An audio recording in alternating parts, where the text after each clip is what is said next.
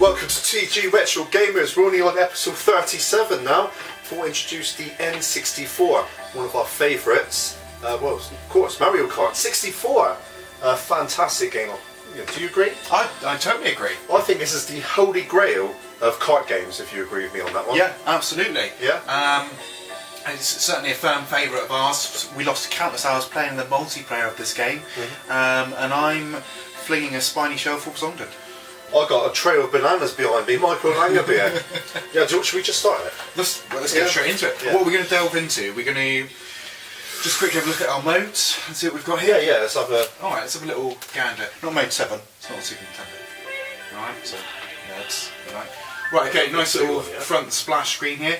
Quite basic when you actually get into the menu system itself. As you can see, you've got your one-player game, your Mario GP, your time trials, your options and data. This wasn't a cartridge that would actually save to the cartridge itself, so you needed the optional memory pack for Nintendo 64. Indeed. This was the first Mario Kart game that introduced 4 players as well. So as you can see there, you have your different versions with your 2 to 4 players. Now as you can see, we start to drop down a little bit with our options as we get to 3 or 4 players. 2 to 3. Yeah. Most out of 2 players, and then it drops again. That's it. The versus battle is probably the one you want to go for, because this is the coolest mode in this game itself. Don't want to go on to 1 player. I mean, 4-player battle, though, that's amazing. Yes, 4-player really battle is a real spectacle. Yeah, that's definitely, if you're having a game night with the lads, yeah, get out that N64, a 4-player Mario Kart. Absolutely. Crack out some GoldenEye, a bit of Perfect Dark, a bit of Mario Kart, all 3 of which we've covered on the 2 Grand Prix Retro Gamers. You can catch those episodes now on our YouTube channel. But you can't tell me what episodes they are. GoldenEye is episode number 3, no, it's episode number 2, sorry, it's episode number 2, and Perfect Dark is episode number 32, I want to say. I'm feeling. 33 Wants to Be a Millionaire, 32 Perfect Dark, had some sound issues with it. Yeah, I think you're right, That's the landmark that fits in my head anyway. So, as you can see, we've got a multitude of different characters on the game. You've got Mario, you've got Luigi, Peach and Toad, Yoshi, Donkey Kong, Wario and Bowser. Now I'm pretty sure these 2 chappies here, I think this is the first time they appeared in this game. Yep. It was either these 2 or it was these 2. It's one of the 2. Might have been DK. Oh. Because I'm pretty sure Rare... I think you are right. I think it's DK and Wario. Yeah, I'm pretty sure that the reason was because Rare supplied the character model for Donkey Kong themselves. Right. So they did all the silicon graphic mapping for him. And you can see that in the actual game itself that perhaps Nintendo went for the playstyle that they wanted Donkey Kong Country's graphical style in this game, being around the time that it was released. Can you tell me when this was released? Yes, the Japanese had this game, of course it was. December 1996. Oh, many a fantastic Christmas present. And yeah, no, it arrived to us mid-year of 1997. Summer, I believe it was, yeah. Good year. So 20 years old, this game now.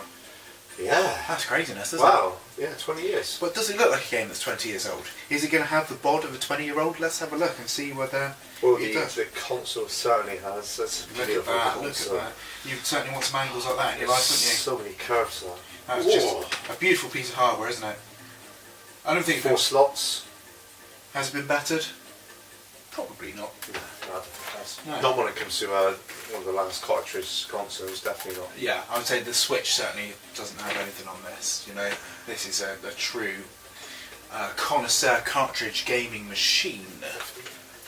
Right, so I'm going for Yoshi, one of my favourite characters. It's cute noises. So that's what I always go for. I'm going to go with Toad because I like his ahoo! Yeah, Toad's bit. There you go. If you get boosts, if you get the free mushroom boosts, it's quite funny with Toad because you go ahoo, ahoo, ahoo, as he's going around. We'll listen out for that. Right. Oh, One of our all-time favourites yes. is probably the block forts.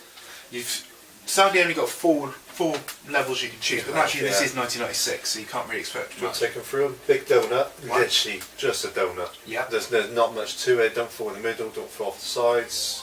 Pretty basic stuff. Yeah. You've got certain levels. You've got the ground level.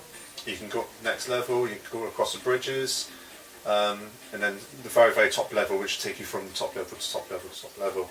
Let's face facts, man. Does anyone actually use the top level? I do. You do? Yeah. You're like the glitterati of Mario Kart, and you use the top. I See, use the top. I'm always here. Yeah, Make sure I'm yeah. not here because I know exactly what you and our tactic is to do, Yeah. and that's just to keep dropping down red and green shells. Yeah. If you get them at the top, throw them down and stay at the top until they're gone. Just give it beans, lob them Yeah. down. This one I don't really use this one that much. We haven't. No. It's probably my least favourite of the levels. You get lost in it very easily. Yeah, you do, which is quite irritating. And you've got skyscraper as well. This is quite a good level. Obviously, quite perilous that you can fall straight off the side of the building. Yeah, somewhere in the middle as well, you can fall off if you're not careful. If you don't see that angle of it, then yeah, you're gone. I like to think that perhaps Nintendo got the idea for the data dying building in Perfect Dark from this. Right, we're going to go block 4. Yeah, I think maybe we should do 2 just to be sure. Okay, yeah, let's do that. Right, so basically this game also came out in the January of 2007 on the Wii Virtual Console. Came out December... Oh! Yeah, that's not going to work with me, boy. Two light characters. If he was a heavy character, he would have taken one of my balloons away from me there, which I think is heinous, really. As you can see, graphically, it hasn't really held up today. You know, it's the N64. It's got quite a few clipping issues. Your graphics are a little bit fuzzy, as you'd expect from a console of this vintage. But yeah, I mean, I would say it's probably better than, say, something the Sega Saturn would do around about this time. Do you think? Yeah.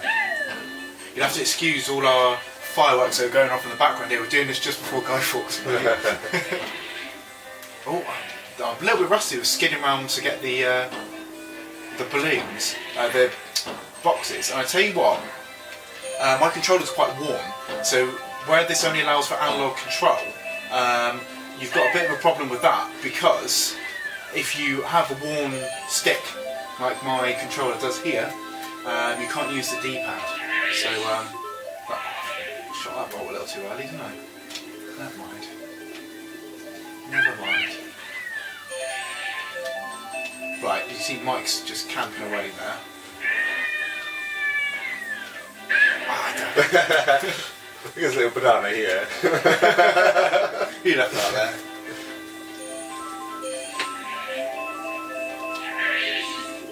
Again. I'm mistiming everything at the minute.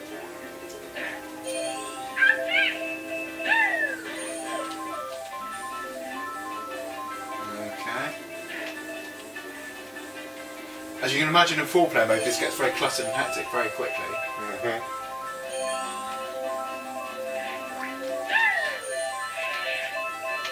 If you're clever enough, you can trail an item behind you, which saves the day somewhat. Oh, damn it. Where are you? Where are you? He says, finish me off. I'm going to have to go. I've got to go. Sadly no. As you can see there, demonstrated by me, you trail an item behind you.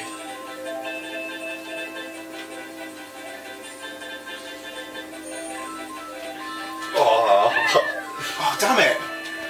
Messed myself up there.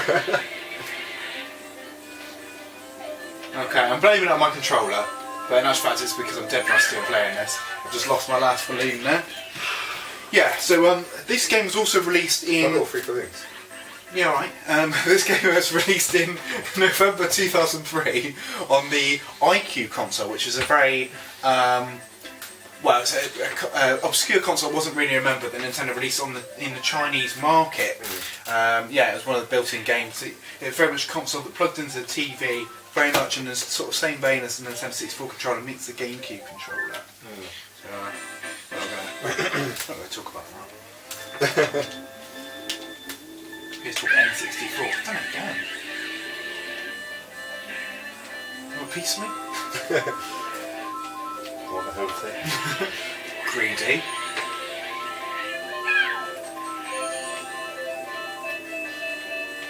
Thing is, like I say, you do get very lost on this one because everything looks the same.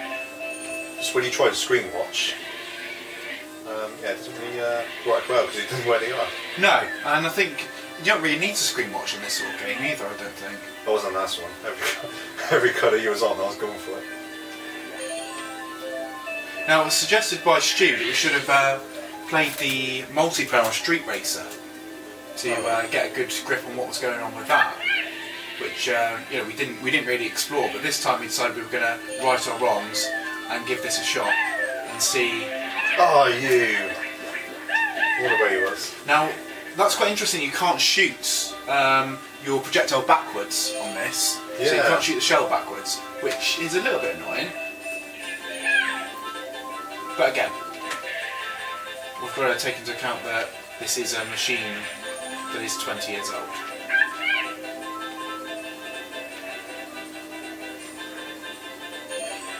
I'll see what you're up to.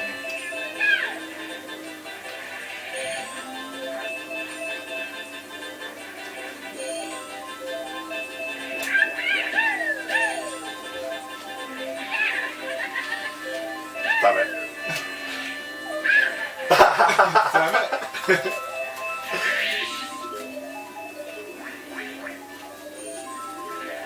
As you can see, you can sometimes use some hijacking tactics. Oh no!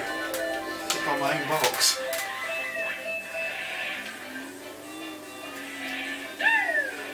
Oh, what? What's it do? Own goal, boy. Own goal. Oh my god. Right, so let's go through some of the history of this game. Now, this game was in development in 1995. Yes. And it was originally called Super Mario Kart R, which the R stands for rendered. Right, okay. So they were working on this around the same period as the Super Nintendo being around. Bit weird for the second instalment of the Mario Kart franchise. Yeah. And the Mario Kart 2. This is very true. And why Super? Yeah. You know, again, it perhaps says that it was maybe going to be destined for the 64. Not 64, the Super Nintendo at some point. Do you think? Maybe. Maybe Super Mario Kart R would refer to it as going to be the second entry on the Super Nintendo. It's going to be rendered graphics. Yeah, no, that makes sense, yeah. Yeah, I mean, basically this game was supposed to be shown off around the same time as Super Mario 64 for the then Ultra 64 console. And they didn't end up making this playable, even though it was 95% playable by November 1995. Because they couldn't demonstrate properly the value of the 4-player mode on the game.